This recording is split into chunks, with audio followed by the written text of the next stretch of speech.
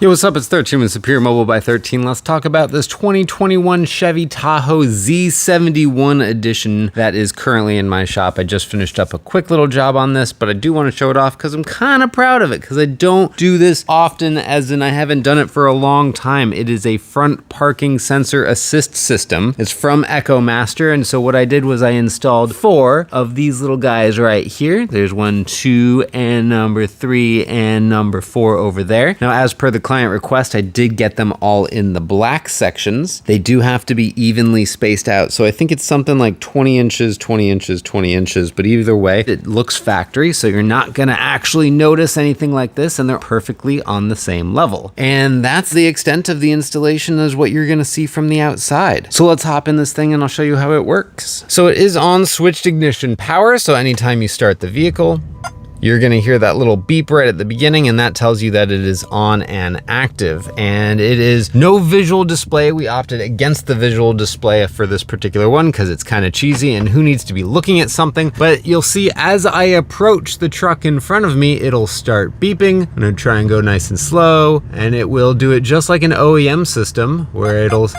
oh, I'm about to hit it. There you go. What's interesting about this system as compared to an OEM system is it only does the beeping sound for 2 solid seconds that you haven't moved. So you have to start moving again for it to start beeping again. So now I'm backing up and then I'll go back forward. So it should start beeping again. And then la la la. And then now I'm gonna hold my foot on the brake.